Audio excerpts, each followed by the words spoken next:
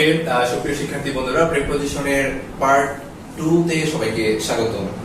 আমরা হচ্ছে পার্ট 1 এ অনেক সুন্দর করে প্রিপোজিশন শিখেছি। আমরা হচ্ছে গ্রুপ ভার্বস শিখেছি, তারপরে হচ্ছে দিনের মাধ্যমে প্রিপোজিশন শিখেছি, বিভিন্ন টেকনিকের প্রিপোজিশন শিখেছি। এবার পার্ট 2 তে আমি কিছু কনফিউশনাল, মানে একই শব্দের সাথে ভিন্ন প্রিপোজিশন হয়, কিছু মজার কনফিউশন আর প্রিপোজিশন যেগুলো হচ্ছে অ্যাডমিশন কিংবা বিসিএস পরীক্ষা, ইভেন আমাদের এইচএসসি পরীক্ষা, এসএসসি পরীক্ষাও আসতে পারে, এরকম কিছু প্রিপোজিশনের মানে কনফিউশনটা ক্লিয়ার করব। সো চলো শুরু করি। আমরা প্রথমে দেখে লিখেছি দ্বারা। দ্বারা মানে হচ্ছে কারো মাধ্যমে, কোনো কিছুর মাধ্যমে বা কোনো ব্যক্তির মাধ্যমে। এখন কোনো কাজ কখনো কোনো কাজ সংগঠিত হয় ব্যক্তির দ্বারা, কখনো সংগঠিত হয় বস্তুর দ্বারা। এখন দেখো দ্বারার সাথে দুইটা প্রিপোজিশন, দ্বারা বোঝাতে দুইটা প্রিপোজিশন ব্যবহৃত হয়, একটি হচ্ছে বাই আর অন্যটি হচ্ছে উইথ। দ্বারা বোঝাতে কয়টি প্রিপোজিশন ব্যবহৃত হয়? দুইটি প্রিপোজিশন ব্যবহৃত হয়, একটি কি বাই এবং অন্যটি হচ্ছে উইথ। এবার চলো দেখে নেওয়া যাক। এই যে জায়গায় আমি হচ্ছে লিখেছি, দেখো দ্বারা ব্যক্তির, আমি হচ্ছে আন্ডারলাইন করে বাই নিচে লিখেছি ব্যক্তির, এবং উইথের নিচে লিখেছি হচ্ছে বস্তুর। তার মানে ব্যক্তির দ্বারা বোঝাতে কি ব্যবহৃত হয়? বাই, এবং বস্তুর দ্বারা বোঝাতে কি ব্যবহৃত হয়? উইথ। চলো এক্সাম্পল দিই, তাহলে বিষয়টা ক্লিয়ার হয়ে যাবে। কেমন? আমি এখানে লিখেছি, দেখো the snake was killed by me with a stick. The snake was killed by me with a stick. এখন কথা হলো, সাপটি মারা হয়েছিল by me, এই যে মি এন্ড স্টিক, সাপটা হচ্ছে আমিও মেরেছি, প্লাস আমি সাপ কিন্তু সরাসরি এভাবে হাত দিয়ে পিটায় পারি নাই। কেমন? সাপ মারার জন্য আমি কি ব্যবহার করেছি? স্টিক ব্যবহার করেছি, তার মানে লাঠি ব্যবহার করেছি। এখন সাপ কিন্তু আমার দ্বারাও মারা হয়েছে, পরোক্ষভাবে, প্রত্যক্ষভাবে হচ্ছে লাঠির দ্বারা মারা হয়েছে। এবার আমি কি মানুষ? নাও মানুষ, নিঃসন্দেহে মানুষ। সো আমি হচ্ছে ব্যক্তি, এই যে মি। সো এটার পূর্বে কি ব্যবহৃত হয়েছে? Bye. On the other hand a stick, লাঠি। লাঠি কি কোনো মানুষ? অবশ্যই না। লাঠি হচ্ছে কি? লাঠি হচ্ছে বস্তু। সো আমরা একটু আগে শিখেছি ব্যক্তির দ্বারা বোঝালে বাই হয়, বস্তুর দ্বারা বোঝালে কি হয়? উইথ। সো আমরা এখানে কি লিখেছি? With a stick. এবার আমি এই জায়গা থেকে তোমাকে টেকনিক্যালি আরো মজার কিছু শেখাবো। সেটা হচ্ছে, দেখো এই জায়গায় উইথ এর সাথে আবার আমি লিখেছি ব্যক্তির সাথে। তার মানে হচ্ছে ব্যক্তির সাথে বোঝাতে উইথ ব্যবহৃত হয়, দ্বারা বোঝাতে, বস্তুর দ্বারা বোঝাতে উইথ ব্যবহৃত হয়, অন্যদিকে আবার ব্যক্তির সাথে বোঝাতে কি ব্যবহৃত হয়? উইথ ব্যবহৃত হয়। এবার একটু নিচে লক্ষ্য করো, বস্তুর সাথে, বস্তুর সাথে বোঝাতে তাহলে কি ব্যবহৃত হয়? টু ব্যবহৃত হয়। আমরা যেহেতু সাথে পড়াচ্ছি, সাথে বোঝাচ্ছি, আমি টোটালটাই ক্লিয়ার করে নিচ্ছি। কেমন? সাথে বোঝাতে ব্যক্তির সাথে যদি বোঝায়, তাহলে আমরা কিন্তু হচ্ছে ছোটবেলা থেকেই পড়ে আসছি, সাথে মানেই উইথ। সাথে মানে কি? উইথ। উইথ অর্থ কি? সাথে। উইদাউট অর্থ হচ্ছে ছাড়া। এটাই শিখে আসছি। তো হঠাৎ করে যখন আমরা শিখলাম যে দ্বারা বোঝাতেও উইথ ব্যবহৃত হয়, এবং সেটা কি? বস্তুর দ্বারা। তার মানে সাথে বোঝাতে, কার সাথে বোঝাতে ব্যবহৃত হয়? উইথ। ব্যক্তির সাথে। একদম ক্লিয়ারলি বলছি, ব্যক্তির সাথে বোঝাতে কি ব্যবহৃত হয়? উইথ। আর যদি সেটা কার সাথে হয়? বস্তুর সাথে হয়, তখন কি হবে? টু। ব্যক্তির সাথে উইথ, বস্তুর সাথে কি ব্যবহৃত হবে? টু ব্যবহৃত হবে। এক্সাম্পলটা দেখো, I am agree with you. I am agree with you, আমি তোমার সাথে একমত। এই যে কি এখানে দেওয়া আছে, আই এম এগ্রি উইথ ওলি। ওলি হচ্ছে একজন ব্যক্তি। So I am agree with ওলি, আমি ওলির সাথে একমত। এরকম আপনি ইউজ করতে পারেন, I am agree with Fahad, I am agree with Rahim. যে কোনো ব্যক্তির সাথে যদি একমত হওয়া বোঝায়, তার মানে ব্যক্তির সাথে বোঝাতে হচ্ছে কি ব্যবহৃত হয়? উইথ ব্যবহৃত হয়। ধরেন আপনি হচ্ছে আরো অন্যান্য ট্রান্সলেশন করলেন এটা দ্বারা, যে I will go to market, আমি হচ্ছে মার্কেটে যাব with my father. With my father, তার মানেটা কি? দেখো, I will go to market with my father. আচ্ছা, মাই ফাদার কি? ব্যক্তি না বস্তু? অবশ্যই ব্যক্তি। তো আমি হচ্ছে আমার বাবার সাথে যাব। ব্যক্তির সাথে বোঝাতে কি হয়? উইথ ব্যবহৃত হয়। এবার চলো আমরা এরপরে কি শিখেছি? বস্তুর সাথে বোঝাতে কি ব্যবহৃত হয়? টু ব্যবহৃত হয়। বস্তুর সাথে বোঝাতে কি ব্যবহৃত হয়? টু। এবার দেখো এরপর এক্সাম্পলটা, Oli is agreed to my proposal. Oli is agreed to my proposal. এবার Oli একমত, কার সাথে একমত? To my proposal. এর পিছনে কি আছে? My proposal. So my proposal মানে কি? আমার প্রস্তাব। এখন আমার প্রস্তাব, প্রস্তাব কি, ব্যক্তি না বস্তু? নিঃসন্দেহে বস্তু। তার মানে বস্তুর সাথে যদি বোঝায় তাহলে কি ব্যবহৃত হয়? টু ব্যবহৃত হয়। আশা করি এইটুকু বুঝতে পেরেছো, খুব ক্লিয়ারলি বুঝতে পেরেছো, কোনো সমস্যা হয়নি। এবার আমরা যাচ্ছি এরপরে। দেখো, ব্লাইন্ডের সাথে আমরা নরমালি আমরা যেটা জানি, ব্লাইন্ড অর্থ হচ্ছে অন্ধ। নরমালি আমরা জানি ব্লাইন্ড মানে অন্ধ। এখন অন্ধ কিন্তু বিভিন্ন ধরনের হতে পারে। অন্ধ বিভিন্ন ধরনের হতে পারে। সেটা হচ্ছে একদম স্ট্রেট আমরা অন্ধ বলতে বুঝি চোখে দেখে না। এখন আমরা কিন্তু অনেক সময় আমরা কিন্তু অনেক কিছু দেখেও না দেখার ভান করি, মানে দেখেও না দেখার ভান করি। অনেক সময় আমরা যদি সবকিছু কেয়ার করতে যাই তখন আমরা বিপদে পড়ে যাই। জন্য অনেক সময় আমরা অনেক কিছু দেখেও অ্যাভয়েড করে চলে যাই। কেমন? সো দেখো, এই যে অন্ধ যদি বোঝায় তাহলে ব্লাইন্ড অফ। ডিরেক্টলি যদি অন্ধ বোঝায় মানে চোখে দেখে না, এরকম যদি বোঝায় তাহলে ব্লাইন্ডের সাথে কি ইউজ হবে? অফ। এক্সাম্পল দিয়েছি, হি is blind of one I. He is blind of one I, তার মানে হচ্ছে তার একটা চোখ কি অন্ধ, সে এক চোখে অন্ধ। হি is blind of one I, সরাসরি আই উল্লেখ আছে মানে চোখে দেখে না। এবার চলো ব্লাইন্ড টু, যেটার অর্থ হচ্ছে দেখেও না দেখা। এক্সাম্পল স্বরূপ আমি দিয়েছি এখানে, he is blind to his own faults. He is blind to his own faults. এখানে ব্লাইন্ডের সাথে কি ইউজ হয়েছে? টু ইউজ হয়েছে। কেন ইউজ হয়েছে? ফলস শব্দের অর্থ কি আমরা জানি, ফলস শব্দের অর্থ হচ্ছে ত্রুটি, দোষ। So he is blind to his own faults মানে হচ্ছে সে তার দোষের প্রতি অন্ধ। এটা কি অন্ধ নাকি সে তার দোষ, নিজের দোষ দেখেও দেখে না? আমরা এখানে এরকম এক্সাম্পল ইউজ করতে পারতাম, we are blind to our own faults. আমরা আমাদের নিজেদের দোষের প্রতি অন্ধ। আমরা অলওয়েজ হচ্ছে কি অন্যের দোষ দেখি, আমরা নিজেরটা কখনোই দেখি না। সো এখানে যদি এই যে এরকম নিজের দোষ, বা অনেক সময় পিতামাতা হচ্ছে অন্যের সন্তানের দোষ দেখে, নিজের সন্তানের দোষটা দেখে না, দেখলেও বলে না, তার মানে এড়িয়ে চলে। সো এরকম যদি কোনো কিছু বোঝায় তাহলে আমরা কি ইউজ করব? Blind to. আশা করি আমরা হচ্ছে দ্বারা, তারপরে হচ্ছে ব্যক্তির সাথে, বস্তুর সাথে, এরপরে হচ্ছে ব্লাইন্ড কোন অর্থে ব্যবহৃত হয়, ব্লাইন্ডের সাথে অফ হলে কি হয়, ব্লাইন্ডের সাথে টু হলে অর্থটা কি হয়ে যায়, আশা করি বুঝতে পেরেছো। এবার চলে যাওয়া যাক, আমরা নতুন একটা শব্দের সাথে পরিচিত হচ্ছি, সেটা হচ্ছে অ্যানয়েড। অ্যানয়েড মানে হচ্ছে বিরক্ত। অ্যানয়েড মানে কি? বিরক্ত, বোর্ড, ডিস্টার্বড। তার মানে অ্যানয়েডের সাথে দেখো দুইটা প্রিপোজিশন ব্যবহৃত হয়, একটা হচ্ছে উইথ আর একটা হচ্ছে এট। অ্যানয়েডের সাথে কয়টা প্রিপোজিশন ব্যবহৃত হয়? দুইটা প্রিপোজিশন ব্যবহৃত হয়, একটি হচ্ছে উইথ এবং অপরটি হচ্ছে এট। সেটা কখন? যদি ব্যক্তির দ্বারা বিরক্ত হওয়া বোঝায়, যদি সেটা ব্যক্তির দ্বারা বিরক্ত হওয়া বোঝায় তখন আমরা ইউজ করব অ্যানয়েড এট। ব্যক্তির দ্বারা বিরক্ত হওয়া বোঝাতে আমরা কি ব্যবহার করব? অ্যানয়েড এট। ব্যক্তির দ্বারা যদি বিরক্ত হওয়া বোঝায় আমরা কি ব্যবহার করব? Annoyed with. আর যদি বস্তুর দ্বারা বিরক্ত হওয়া বোঝায় তখন আমরা ইউজ করব অ্যানয়েড এর সাথে এট। রিপিট করছি, ব্যক্তির দ্বারা যদি বিরক্ত হওয়া বোঝায় তখন আমরা ইউজ করব অ্যানয়েড উইথ। আর যদি বস্তুর দ্বারা বা ব্যক্তি ছাড়া অন্য কিছু দ্বারা বিরক্ত হওয়া বোঝায় তখন কি হবে? অ্যানয়েড এর সাথে এট। এক্সাম্পল দিচ্ছি তাহলে ক্লিয়ার হয়ে যাবে। দেখো, I was annoyed with him, আমি তার প্রতি বিরক্ত ছিলাম, তার দ্বারা আমি বিরক্ত হয়েছিলাম। কেমন? So I was annoyed with him. এখন হিম কি? অবশ্যই নিঃসন্দেহে ব্যক্তি। সো ব্যক্তির দ্বারা যদি বিরক্ত হওয়া বোঝায়, অর্থাৎ অ্যানয়েড এর পরে যদি ব্যক্তি উল্লেখ থাকে, দেন ওই ব্যক্তির পূর্বে আমরা কি ইউজ করব? উইথ ইউজ করব। এবার আসুন, the man is annoyed at my behaviour, মানে লোকটি হচ্ছে আমার আচরণের প্রতি বিরক্ত, আমার আচরণ দ্বারা বিরক্ত হয়েছে। তার মানে হচ্ছে মাই বিহেভিয়ার, এই যে অ্যানয়েড এর পরে যে বিহেভিয়ার আছে, এই বিহেভিয়ারটা কি? এই বিহেভিয়ার কি? মাই বিহেভিয়ার, আমার আচরণ। আচরণ কি ব্যক্তি না বস্তু? নিঃসন্দেহে বস্তু। সো আশা করি এই বিষয়টা একদম ক্লিয়ারলি বুঝতে পেরেছো, কোনো সমস্যা হয়নি বুঝতে গিয়ে। আমি আবার বলছি, ব্যক্তির দ্বারা বিরক্ত হওয়া বোঝালে অ্যানয়েড উইথ, বস্তুর দ্বারা বিরক্ত হওয়া বোঝালে অ্যানয়েড এট। এই যে the man is annoyed at my behaviour, লোকটি হচ্ছে আমার আচরণ দ্বারা বিরক্ত। সো আমরা হচ্ছে এইমাত্র কি শিখলাম? আমরা শিখলাম হচ্ছে দ্বারা বোঝাতে কোন প্রিপোজিশন ব্যবহৃত হয়, আবার ব্যক্তির সাথে বোঝাতে কোন প্রিপোজিশন ব্যবহৃত হয়, বস্তুর সাথে বোঝাতে কোন প্রিপোজিশন ব্যবহৃত হয়। এরপরে আমরা শিখলাম হচ্ছে ব্লাইন্ডের সাথে কখন কোন প্রিপোজিশন ব্যবহৃত হয়। দেন আমরা শিখলাম হচ্ছে অ্যানয়েড এর সাথে কোন প্রিপোজিশন ব্যবহৃত হয়। আশা করি সবগুলো আমরা যে ওয়ার্ডগুলো ইউজ করেছি সবগুলো শব্দ তোমরা বুঝতে পেরেছো। এইবার আমরা শিখবো হচ্ছে লুকের ব্যবহার। আমরা লুক মানে কি জানতাম? তাকানো। লুক মানে কিন্তু সবসময় তাকানো অর্থে ব্যবহৃত হয় না। লুকের সাথে কি আসলে কি হয়ে যায় সেটা আমরা এখন দেখবো। দেখি কি হয়ে যায়।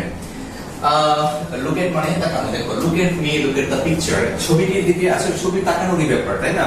লুক এট দ্য পিকচার, আমি যখন তোমাকে বলবো look at me, look at my face, মানে আমার ফেসের দিকে তাকাও, আমার দিকে তাকাও, তার মানে তাকানো অর্থে লোকের সাথে কি ব্যবহৃত হয়? এট ব্যবহৃত হয়। এবারে চলে যাওয়া যাক খোঁজা, লুক ফর, খোঁজা অর্থে লোকের সাথে কি ব্যবহৃত হয়? Look for.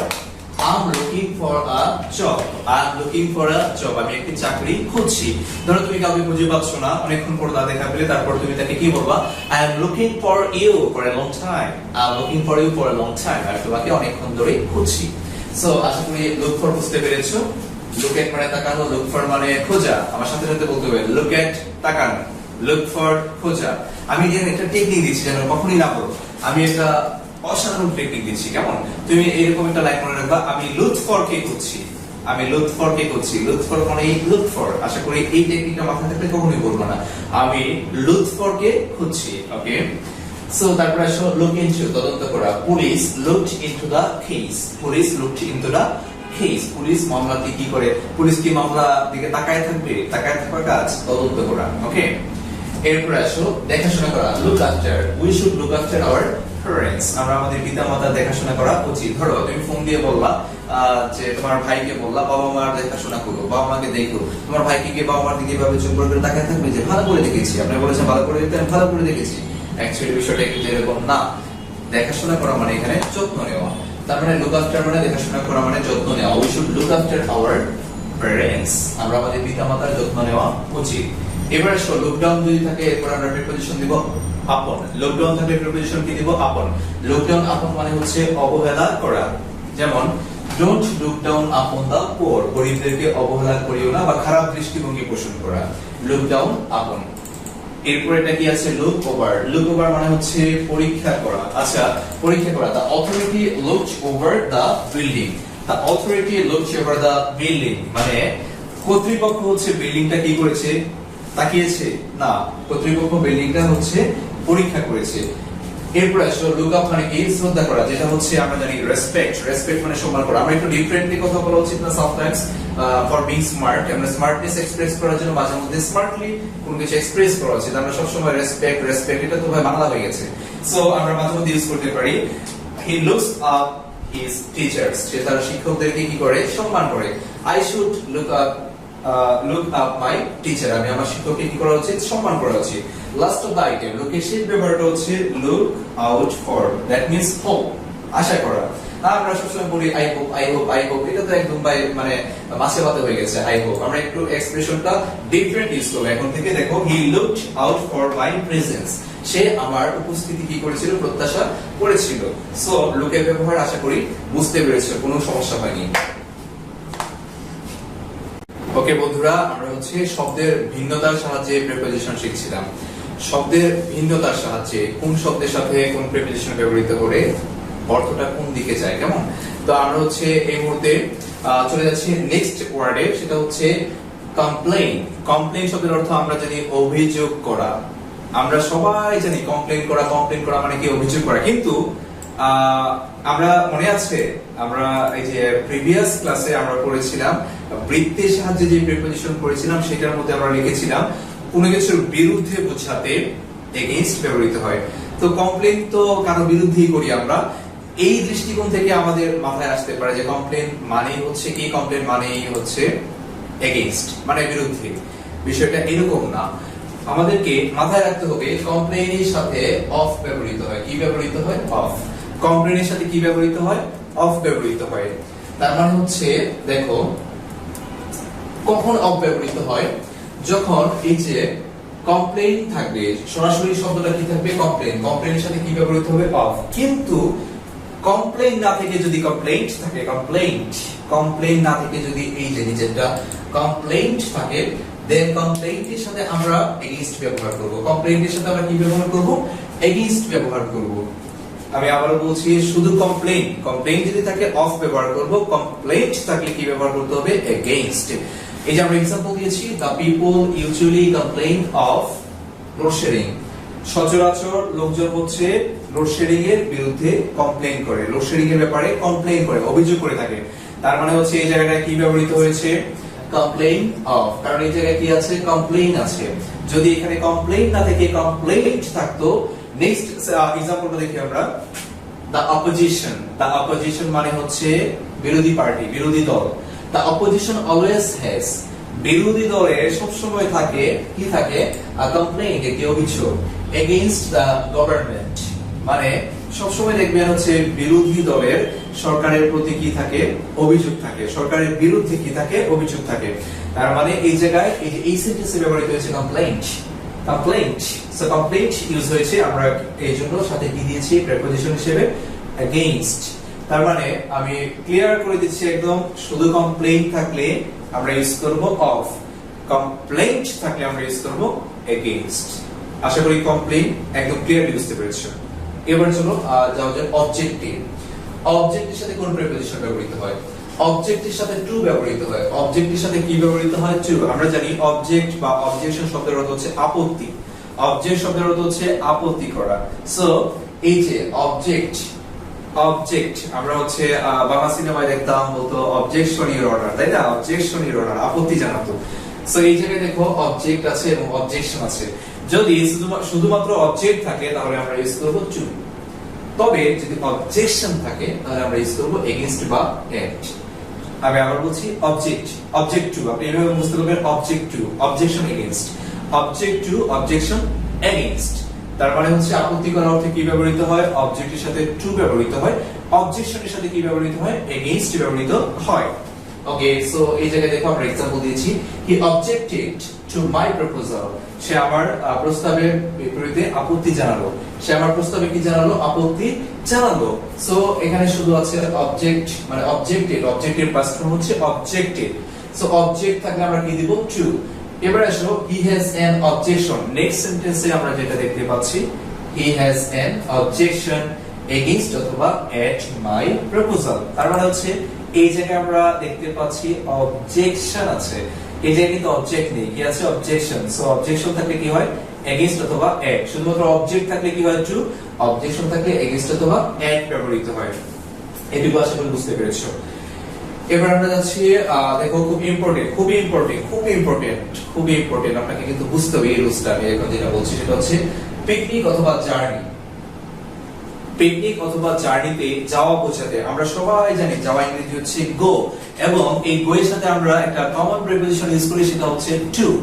যেমন আমরা ছোটবেলায় সবচেয়ে বেশি যে एग्जांपलটা দিতাম, আমরা যখন ট্রান্সলেশন শিখি, টেন্সের স্ট্রাকচার শিখেছি, তখন আমরা বলতাম আই গো টু স্কুল, আমি বিদ্যালয়ে যাই, আই গো টু স্কুল। এই জায়গাটা আমি একটু আপনাকে বেসিক শেখাতে যাচ্ছি, কেমন? সেটা হচ্ছে আপনি মনে রাখবেন I go to school, but এই টুটা গো এর পর স্কুলের ক্ষেত্রে, কলেজের ক্ষেত্রে ব্যবহৃত হয়, কিন্তু গোটা হোমের পূর্বে ব্যবহৃত হয় না। টুটা কার পূর্বে ব্যবহৃত হয় না? হোমের পূর্বে ব্যবহৃত হয় না। তার মানে আমি বাড়ি যাই, আমি বাড়ি যাই ইংরেজি কি হবে? I go home. আমি বাড়ি যাই ইংরেজি কি হবে? I go home. আমরা অনেক সময় কিন্তু কম্পিটিটিভ এক্সামে এরকম আসবে আই গো ড্যাশ হোম, অপশনের মধ্যে দিবে টু, এট, ইন, আবার এটাও দিবে নো প্রিপোজিশন। তার মানে হোমের পূর্বে আমরা কোনো প্রিপোজিশন ব্যবহার করব না। কেন ব্যবহার করব না? কারণ আমরা জানি যে হোমের পূর্বে টু ব্যবহৃত হয় না। তাহলে এবার আসলে পিকনিক জার্নি আমরা জানি। তো এখন আমি বিদ্যালয়ে যাই, যদি আই গো টু স্কুল হয়, তাহলে আমি বিদ্যালয়ে গিয়েছিলাম, সেটা কি হবে? I went to school. আমি বিদ্যালয়ে গিয়েছিলাম, সেটা কি হবে? I went to school. কিন্তু তার মানে যাওয়া মানে আমরা মনে করি গো, ওয়েন ইত্যাদির সাথে টু ব্যবহৃত হয়। আসলে বিষয়টা হচ্ছে এরকম না। দেখো পিকনিক অথবা জার্নিতে, ভ্রমণে গেলে দেন আমরা ওয়েন্ট এর সাথে এই যে টু আমি কেটে দিয়েছি, আমরা ব্যবহার করব হচ্ছে অন। পিকনিক অথবা জার্নিতে যদি আমরা যাই, তাহলে গো এর সাথে কি ব্যবহৃত হয়? অন ব্যবহৃত হয়। দেখো the family members went on a picnic. The family members went on a picnic. Family মেম্বাররা হচ্ছে পরিবারের সদস্যরা কোথায় গিয়েছে? পিকনিকে গিয়েছে। সো এখানে কি ইউজ হয়েছে? ওয়েন্ট এর সাথে অন, কারণ কি বুঝিয়েছে? পিকনিকে যাওয়া। এরপরে এবার আসলো they went on a journey last month. তারা হচ্ছে গত মাসে একটা ভ্রমণে গিয়েছিল। সো এই যে এই জায়গায় আমরা ওয়েন্ট এর সাথে কি দিয়েছি? অন দিয়েছি। কেন দিয়েছি? এখানে জার্নি উল্লেখ আছে। তার মানে জার্নি, পিকনিক ইত্যাদিতে যাওয়া বোঝাতে আমরা টু ব্যবহার করব? অবশ্যই না। আমরা তখন গো, ওয়েন্ট ইত্যাদির সাথে অন ব্যবহার করব। জার্নি, তারপর হচ্ছে পিকনিকে গেলে আমরা কি ইউজ করব? অন ব্যবহার করব। এরপরে কিন্তু আমি চলে যাচ্ছি কেয়ার নিয়ে, কেয়ারিং। ওকে, আমরা প্রায়শই বলে থাকি যে কেয়ার শব্দটা কিন্তু আমরা অনেক ক্ষেত্রে ইউজ করি, তাই না? কেয়ার। এবার দেখো কেয়ার অফ, অন্যদিকে কেয়ার ফর। আমি দুইটা শব্দ লিখেছি, একটা হচ্ছে কেয়ার অফ আর একটা হচ্ছে কেয়ার ফর।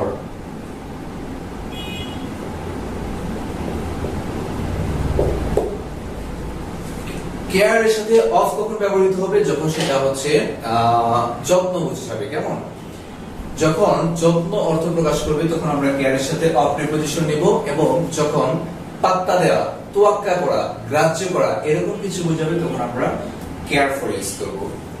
আমি আবার রিপিট করছি, যদি যত্ন নেওয়া অর্থ বোঝায়, যত্ন বোঝায়, তখন আমরা কেয়ারের সাথে কি ইউজ করব? অফ। আর যদি পাত্তা দেওয়া বোঝায়, পাত্তা কিংবা গ্রাহ্য করা এরকম কিছু বোঝায়, তখন আমরা কেয়ারের সাথে ফর ইউজ করব। एग्जांपल স্বরূপ বলতে পারি আমরা I don't care for you. আমি তোমাকে তোয়াক্কা করি না, মানে আমরা সবাই বলি না আমি তাকে কাউন্ট করি না, মানে আমি তাকে গুনি না একদম, তাই না? আমরা তো বলি তোরে আমি গুনি না। সো এরকম যদি বোঝায় যে তোয়াক্কা করা, গুনি না এরকম বোঝায়, তো আমরা কেয়ারের সাথে ফর ইউজ করব। I don't care for you, আমি তোমাকে তোয়াক্কা করি না, পাত্তা দিই না। But take care of your health. তোমার স্বাস্থ্যের যত্ন নাও। তোমার স্বাস্থ্যকে তোয়াক্কা করো, পাত্তা দাও? অবশ্যই না। তোমার স্বাস্থ্যের কি করো? যত্ন নাও। এই যত্ন নেওয়া অর্থে কেয়ারের সাথে কি ব্যবহৃত হয়? অফ ব্যবহৃত হয়। আর যদি কি বোঝায়, এই যে তোয়াক্কা করা, পাত্তা দেওয়া এরকম কিছু বোঝায়, তখন আমরা ইউজ করব কেয়ারের সাথে ফর। এই যে এই কয়টা রুলস আমরা মানে শব্দের সাথে প্রিপজিশন শিখেছি, কোন শব্দের সাথে কোন প্রিপজিশন ব্যবহৃত হয়, কি অর্থ এক্সপ্রেস করে, আশা করি খুব ক্লিয়ারলি বুঝতে পেরেছো। এরপরে শব্দে যা যাক, এরপরে দেখো কোন শব্দটা আছে সেটা হচ্ছে কনসিস্ট। এরপরে যে শব্দটা আছে সেটা হচ্ছে কনসিস্ট। কনসিস্ট শব্দের সাথে দুইটা প্রিপজিশন ব্যবহৃত হয়। কয়টা প্রিপজিশন ব্যবহৃত হয়? মাত্র দুইটা। একটি হচ্ছে অফ আর একটি হচ্ছে ইন। কনসিস্ট শব্দের সাথে কয়টা প্রিপজিশন ব্যবহৃত হয়? দুইটা। একটি হচ্ছে অফ আর অন্যটি হচ্ছে ইন। সো একটি হচ্ছে কনসিস্ট অফ এবং অন্যটি হচ্ছে কনসিস্ট ইন। কনসিস্ট অফ মানে হচ্ছে গঠিত, আর কনসিস্ট ইন মানে নিহিত। বিষয়টা আমরা হচ্ছে এক্সাম্পল না দিলে স্পষ্ট হতে পারবো না, বুঝতে পারবো না, ক্লিয়ারলি বুঝতে পারবো না। একদম এক্সাম্পল দিলে পুরো বিষয়টা ক্লিয়ারলি বুঝতে পারবো। সো আমি এক্সাম্পল দিচ্ছি। দেখো এই জায়গায় আছে হচ্ছে our body is consist of flesh and blood. Flesh and blood মানে কি? রক্ত এবং মাংস। সো আমাদের শরীরে কি রক্ত এবং মাংসের ভিতরে লুকায়িত, নিহিত? অবশ্যই না। আমাদের শরীর হচ্ছে our body is consist of flesh and blood মানে কি? আমাদের শরীর হচ্ছে রক্ত মাংস দ্বারা গঠিত। তার মানে যখন এই যে গঠিত বোঝাবে তখন আমরা কি ইউজ করব? Flesh and blood. এই যে কনসিস্ট অফ। এবার চলো কনসিস্ট ইন মানে কি? নিহিত। কনসিস্ট ইন মানে কি? নিহিত।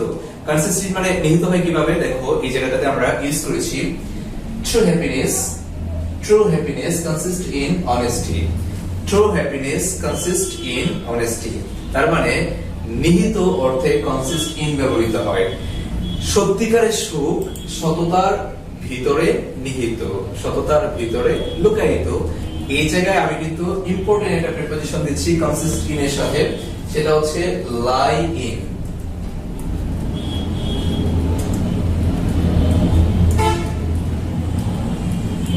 লাই ইন মানে হচ্ছে নিহিত। লাই ইন মানেও কি? নিহিত। এই যে লাই ইন মানেও নিহিত। সো কনসিস্ট ইন মানে নিহিত, আবার লাই ইন মানেও নিহিত। আমরা এখানে কনসিস্ট ইন না লিখে লিখতে পারতাম lie in. True happiness lies in honesty মানে সত্যিকারের সুখ হচ্ছে সততার ভিতরে নিহিত। আশা করি এই যে কনসিস্ট ইন এবং কনসিস্ট অফ এর ব্যবহার কিন্তু একদম স্পষ্ট হয়ে গেছে। তার মানে গঠিত মানে কনসিস্ট অফ, নিহিত বোঝালে কনসিস্ট ইন। এবার এরপরে শব্দ যাচ্ছে আমরা গুড। আমরা সবাই জানি গুড শব্দের অর্থ ভালো। আমরা যারা স্টুডেন্ট আছি এমন কেউ নেই, there is none who doesn't know the meaning of good. এমন কেউ নেই যে হচ্ছে গুডের অর্থ জানে না। গুড অর্থ আমরা সবাই জানি ভালো, বাট গুডের অর্থ কিন্তু ভালো ছাড়া আরো কিছু আছে। সেটা কি? দেখো, গুডের সাথে যখন এক ব্যবহৃত হয় তখন গুড অর্থ কি হয়? দক্ষ, এক্সপার্ট। গুডের সাথে যখন এক ব্যবহৃত হয় তখন অর্থ কিন্তু ভালো থাকে না, তখন কি হয়ে যায়? দক্ষ, দ্যাট মিন্স এক্সপার্ট। এই যে জায়গায় গুড ফর মানে ভালো, গুড ফর মানে ভালো, গুডের সাথে যখন আমরা এক ইউজ করি তখন কি হয়ে যায়? দক্ষ। এক্সাম্পল দিচ্ছি, দেখো, the proposal is good for us. The proposal is good for us মানে প্রস্তাবটি আমাদের জন্য ভালো। নেহাতি যদি ভালো অর্থ প্রকাশ করে, মানে শুধু ভালো অর্থ প্রকাশ করে, তখন আমরা গুডের সাথে ফর ইউজ করব। এরকম एग्जांपल আমরা কিন্তু ইউজ করতে পারি। আপনারা নিজে নিজে প্রচুর एग्जांपल তৈরি করবেন, তাহলে আপনার ইংলিশের স্কিল বাড়বে, তোমাদের ইংলিশের স্কিলটা একদম ক্লিয়ার হয়ে যাবে, স্ট্রং হবে। তোমরা নিজে নিজে হচ্ছে সেন্টেন্স তৈরি করবা, সেন্টেন্স মেকিং তৈরি করবা, কিভাবে সেন্টেন্স তৈরি করতে হয় সেটা শিখবা। দেখো, তুমি বলতে পারো হচ্ছে swimming is good for health. Swimming is good for health, সাঁতার হচ্ছে স্বাস্থ্যের জন্য ভালো। এরপরে বলতে পারো walking is good for health, হাঁটা হচ্ছে স্বাস্থ্যের জন্য ভালো। তার মানে আমরা হচ্ছে ভালো অর্থে গুডের সাথে কি ইউজ হচ্ছে? ফর। কিন্তু যখন দক্ষ বোঝাবে, এক্সপার্ট বোঝাবে, তখন হচ্ছে গুডের সাথে কি ইউজ হবে? এট। যেমন he is good at English, সে ইংরেজিতে দক্ষ। হি ইজ গুড এট, আমরা এখানে ইংলিশের জায়গায় বলতে পারি ম্যাথমেটিক্স, আমরা বলতে পারি chemistry. So he is good at chemistry, he is good at mathematics. তার মানে হচ্ছে এই জায়গাটাতে আমরা গুড এট মানে হচ্ছে সে ওই বিষয়ে পাক্কা, মানে দক্ষ। সো আমি আবারো বলছি, গুডের সাথে ফর যদি ব্যবহৃত হয় তার মানে ভালো। ভালো অর্থ আসলে গুডের সাথে আমরা ফর ব্যবহার করব, আর যদি দক্ষ বোঝায় তখন আমরা গুডের সাথে কি ব্যবহার করব? এট ব্যবহার করব। এরপরে শব্দ কি আছে? লিভ। লিভ মানে we all know live means stay, staying, তাই না? আমরা মনে করি লিভ মানেই বাস করা। লিভ শব্দের অর্থই বাস করা। We live in Bangladesh, we live in Dhaka, we live in Rangamati, we live in Narsingdi. আমরা সব সময় জানি লিভ শব্দের অর্থ হচ্ছে বাস করা, কিন্তু লিভের সাথে যখন অন শব্দটা আসে তখন কিন্তু আর বাস করা থাকে না, তখন অর্থ হয়ে যায় হচ্ছে খেয়ে জীবন ধারণ করা অথবা বাঁচা। লিভ, লিভের সাথে যখন অন শব্দটা আসে তখন অর্থ হয়ে যায় কি? খেয়ে বাঁচা। খেয়ে বাঁচা কিরকম? দেখো, আমরা প্রথম एग्जांपल দিয়েছি হি লিভস ইন ঢাকা। আচ্ছা, কেউ কি ঢাকা খেয়ে বাঁচে? আমরা কেউ কি ঢাকা খাই? তার মানে হচ্ছে আমি যদি বলি আই লিভ ইন বাংলাদেশ, তার মানে অর্থ কি হবে? যে আমি বাংলাদেশ খেয়ে বেঁচে আছি? না, তার মানে হচ্ছে আমি বাংলাদেশে বাস করি। বাট এই জায়গাটায় যখন আমরা বলছি, দেখো, কাউস মানে গরু লিভ অন গ্রাস। গরু কি ঘাসের মধ্যে বাস করে? না, গরু ঘাসের মধ্যে বাস করে না। গরু হচ্ছে ঘাস খেয়ে বেঁচে থাকে, ঘাস খেয়ে জীবন ধারণ করে। তারপর এরকম যখন বুঝাবে যে হচ্ছে জীবন ধারণ করা বুঝাবে, তখন কি বুঝাবে? আমরা ইউজ করবো এই যে লিভের সাথে অন। আর যদি বাস করা বুঝে তখন আমরা ইউজ করবো লিভের সাথে ইন। আমরা আরেকটা एग्जांपल দিচ্ছি, ধরো एग्जांपल দিচ্ছি, সুদীপ্ত lives on rice। তার মানে হচ্ছে দেখো, সুদীপ্ত হচ্ছে ভাত খেয়ে বেঁচে থাকে। এই জায়গায় যদি আমি বলতাম সুদীপ্ত লিভস ইন ফার্মগেট, এই জায়গায় যদি বলতাম লিভস ড্যাশ ফার্মগেট, একটা স্থানের নাম, তখন কি হতো? সুদীপ্ত কি ফার্মগেট খেয়ে বেঁচে থাকতে পারে? অবশ্যই না, তখন হতো লিভস ইন ফার্মগেট। বাট যখনই হচ্ছে আমরা দিয়েছি লিভস ড্যাশ রাইস, তার মানে সুদীপ্ত কি ভাতের মধ্যে বসবাস করে? অবশ্যই না, তার মানে ভাত কি করে? সে ভাত খায়, ভাত খেয়ে বেঁচে থাকে। তার মানে লিভের সাথে কি ইউজ হয়েছে? অন। আশা করি বুঝতে পেরেছো, ক্লিয়ারলি লিভ বুঝতে পেরেছো। এবার আমরা যাচ্ছি হচ্ছে স্যাটিসফাইড এর মধ্যে। স্যাটিসফাইড, আমরা জানি স্যাটিসফাই শব্দের অর্থ সন্তুষ্ট করা। স্যাটিসফাই শব্দের অর্থ কি? সন্তুষ্ট করা, এবং এটা হচ্ছে ভার্ব। কোনো কিছু করাকে আমরা জানি ভার্ব বলা হয়। এবার স্যাটিসফাই থেকে কি হয়? স্যাটিসফাইড, যেটা হচ্ছে অ্যাডজেক্টিভ, সন্তুষ্ট। এই স্যাটিসফাইড এর সাথে দেখো, স্যাটিসফাইড এর সাথে কি হয়? উইথ হয়, আবার এটু ব্যবহৃত হয়। যখন ব্যক্তির দ্বারা, আমরা কিন্তু সাথে মানে ব্যক্তির সাথে বেশিরভাগ ক্ষেত্রে আমরা ইউজ করেছি উইথ, এবং বস্তুর সাথে ইউজ করেছি টু। বাট আমরা প্রথমে বলেছিলাম যে ব্যক্তির দ্বারা বোঝালে কি হয়? বাই হয়, বস্তুর দ্বারা বোঝালে উইথ হয়। এই জায়গায় দেখো, ব্যক্তির দ্বারা বোঝালে কি হয়? উইথ। তার মানে যদি দ্বারা বোঝায় তাহলে আমরা ব্যক্তির সাথে, এই যে স্যাটিসফাইড এর সাথে কি ইউজ করব? উইথ। এক কথায় মনে রাখার জন্য বলছি, স্যাটিসফাইড এর সাথে দুইটা প্রিপোজিশন ব্যবহৃত হয়, একটি হচ্ছে উইথ, অন্যটি হচ্ছে এট। যদি ব্যক্তির দ্বারা সন্তুষ্ট হন আপনি, আপনাকে কোনো ব্যক্তি যদি সন্তুষ্ট করে দেন আপনি ইউজ করবেন হচ্ছে উইথ, আর যদি কোনো বস্তুর দ্বারা সন্তুষ্ট হন দেন আপনি ইউজ করবেন এট। সেটা কিভাবে ইউজ করবে তোমরা দেখো, I am really satisfied with my friend, এই জায়গাটাতে প্রিপজিশন হিসেবে আমরা ইউজ করেছি উইথ। এই জায়গাটাতে প্রিপজিশন হিসেবে আমরা কি ইউজ করেছি, উইথ ইউজ করেছি। I'm really satisfied with my friend। দেখো এই যে পিছনে কি আছে, মাই ফ্রেন্ড। এখন মাই ফ্রেন্ড কি, আমার বন্ধু কি কোনো গরু ছাগল? অবশ্যই না, আমার বন্ধু অবশ্যই মানুষ। তার মানে আমি এই যে I am satisfied with my friend, আমি আমার বন্ধুর প্রতি সন্তুষ্ট, ব্যক্তি আমাকে সন্তুষ্ট করেছে। আমার বন্ধু কি মানুষ না অমানুষ? অবশ্যই মানুষ। সো ব্যক্তি বোঝালে আমরা কি ইউজ করব স্যাটিসফাইড এর সাথে উইথ। এবার আসো যদি বস্তু বোঝায়, বস্তু তো বোঝাতেই পারে। দেখো হি ইজ স্যাটিসফাইড, আমরা এট দিয়েছি মাই অ্যাটিটিউড। সো এই যে অ্যাটিটিউড এটা কি, আচরণ। এখন আমার আচরণ, আমি মানুষ কিন্তু আমার আচরণ কি মানুষ? অবশ্যই না, আমার আচরণ হচ্ছে বস্তু। সো এক কথা মানুষ না, মানুষ দ্বারা সন্তুষ্ট হলে উইথ, আর মানুষ ছাড়া অন্য কিছু দ্বারা সন্তুষ্ট হলে কি ইউজ করব এট। এই জায়গায় হচ্ছে he is satisfied at my attitude, সে আমার আচরণে কি হয়েছে, সন্তুষ্ট হয়েছে। তার মানে আমরা কি এখন কি শিখতে পারলাম, কনসেন্ট এর সাথে কি হয়, গুড এর সাথে কোন প্রিপোজিশন ব্যবহৃত হয় এবং স্যাটিসফাই এর সাথে কোন প্রিপোজিশন ব্যবহৃত হয়। আশা করি ক্লিয়ারলি এতটুকু বুঝতে পেরেছো।